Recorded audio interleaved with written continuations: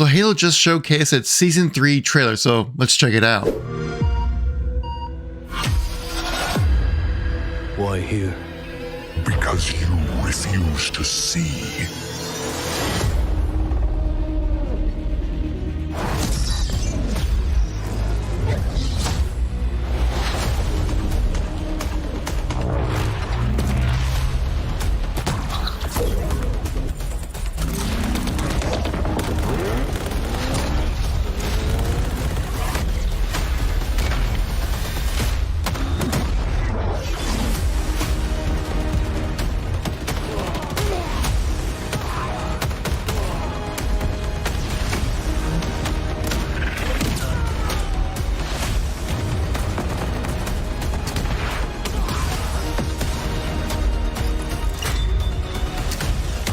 Kill.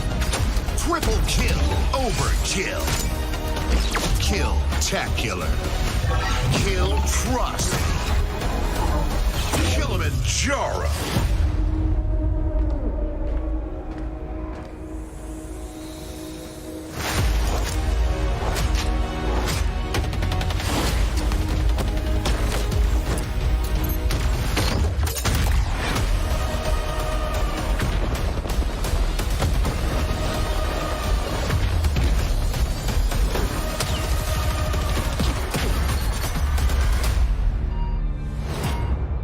Death for you.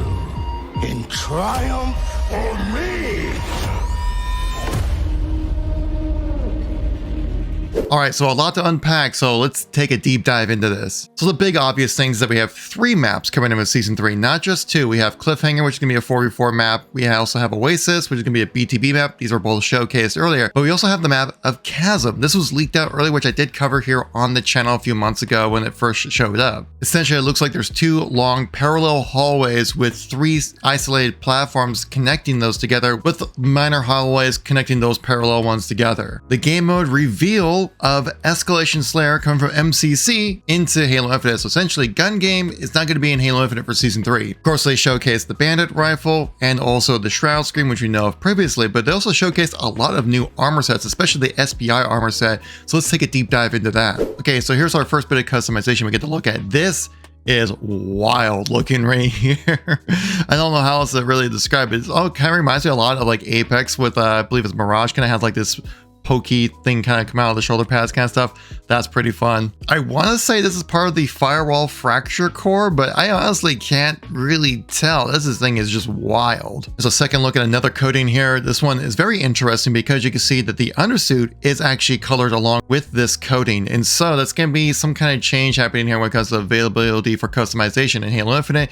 You also see like this crazy shoulder pad effect that has kind of almost like a Daft Punk almost inspired kind of weird texture thing going on right there. That's cool. Now this one for sure is the firewall core that's coming with Season 3 for the Fracture events. This one looks freaking wild. Again, take note of the undersuit changing color and looks like texture as well. Here's a good shot of the SPI armor core that's going to be part of the Battle Pass for Season 3. Again, nothing too crazy here. Looking pretty standard for a Halo armor set. It's just cool to have some of the original armor sets that were ever created in Halo's history now playable within Halo Infinite. 2 things to take note within this shot. We see some more customization for the Warhawk, some crazy zebra pattern going on right here.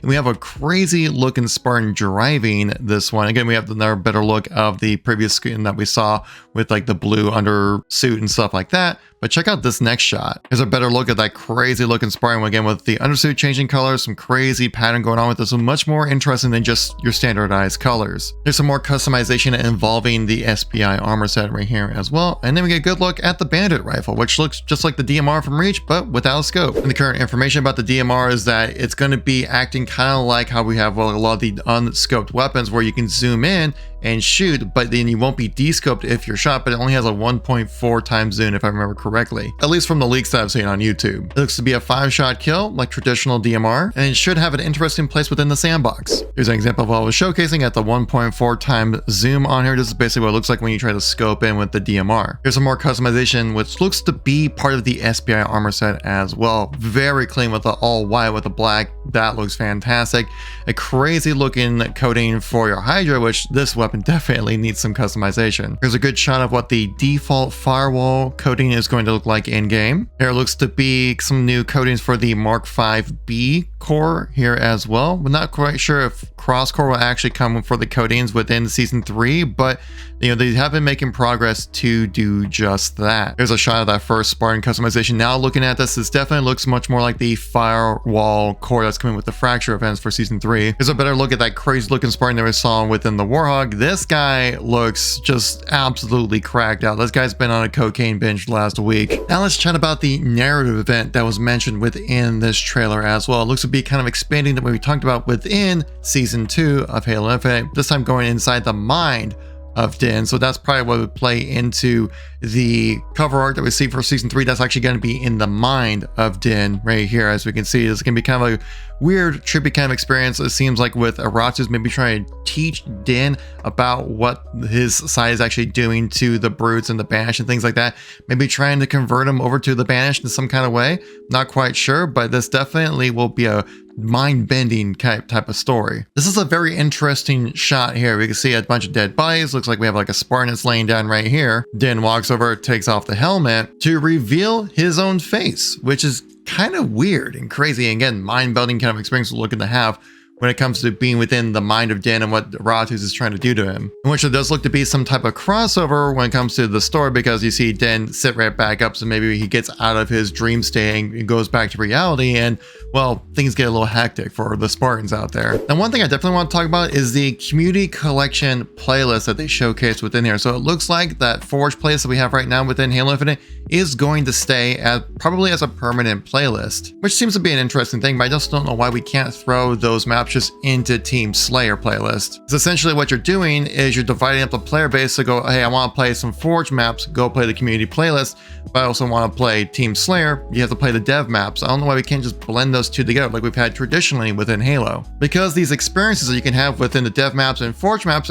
are pretty much the same type of experience. Obviously, maybe not as curated with the Forge maps as you would have with the dev map. But that's kind of the whole purpose of 343 going through the process of making sure these maps that when they go into matchmaking function properly. I do like the idea of a community playlist when you have some new content to showcase, but when you're kind of just bringing in a lot of the same maps, obviously we have Andy's art room, which is kind of play off the Toy Story thing that Red Dumpster made. Then in that case, like, yeah, make it its own playlist, but when you're just kind of bringing back the maps you already have in the game, but keeping them in a separate playlist, I really think you should throw those into your regular matchmaking modes so then you don't divide up the player base even more. But hey, that's just my 2 cents.